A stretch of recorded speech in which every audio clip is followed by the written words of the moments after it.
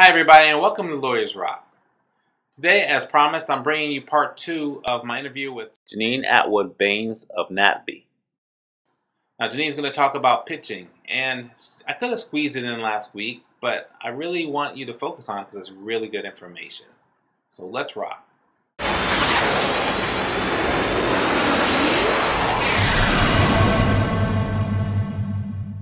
Jenean, let's jump into some pitching questions. What are some of the common mistakes you see people make when they're pitching? Ooh, well, I have seen quite a few. That's okay because we can always learn from our mistakes. So one of the things that I always tell potential pitchers is don't forget that your pitch is a business meeting, okay? Because I have seen people come dressed as vegetables, as weird creatures, and it might sound crazy, but there is a time and place for that, but it is a professional meeting. And so I tell people, if you were going on a job interview to Subway, would you go dressed as a sandwich? Of course you wouldn't. So, keep those kind of things in mind because not only are you pitching your project, you're pitching yourself. How do you maximize that precious time that you have if you do get that pitch meeting?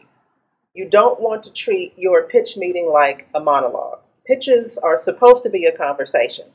And as I mentioned for our event, the Pro Pitch, it's going to be on the first day of our annual marketing conference. You will have an opportunity to get 3 10-minute pitch meetings with the upper echelon in development in our industry.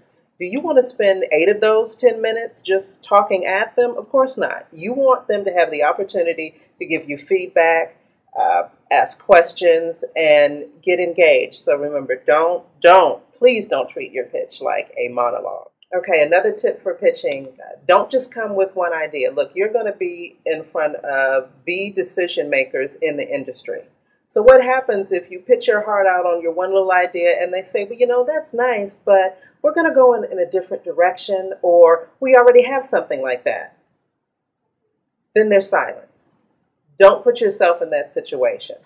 Don't just have one idea, come with 10. Now, if you don't have 10, that's fine, but you get the point. Don't go in with just one idea. And if you are not comfortable with winging it and coming up with ideas off the top of your head, which, some people have that gift, most of us don't, then just, it's all a part of preparation.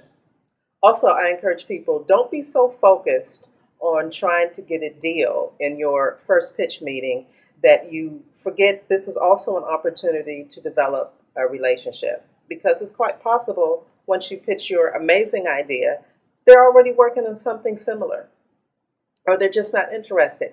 That's okay. It's not always about the deal. You want to develop a relationship. So you want to walk out of there knowing that next time you reach out to them, whether you're able to call them or email them, they remember you and they remember that you're someone that they want to meet with, and they're willing to hear whatever else you have to pitch. So I always tell people every single pitch is a win.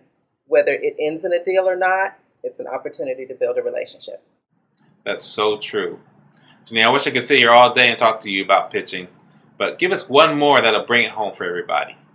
My last bit of advice for pitching is there is no such thing as a bad pitch. Now, some may disagree, but a wonderful woman that I had a chance to work with, her name is Suzanne Lyons, and she's an amazing film producer. She said the only bad pitch is the one that you don't do. Now that means whether you chicken out, you get cold feet, you can't do it, you have to cancel, reschedule, etc. The only bad pitch is the one that you don't do, which means there's always hope for all other pitches. And pitches are organic. It's a conversation, and you get better with practice. So every time you have an opportunity to pitch, it's an opportunity to perfect your pitch. So don't be afraid of bad pitches. Roll up your sleeves, get in there, do your homework, be prepared, and then go in excited.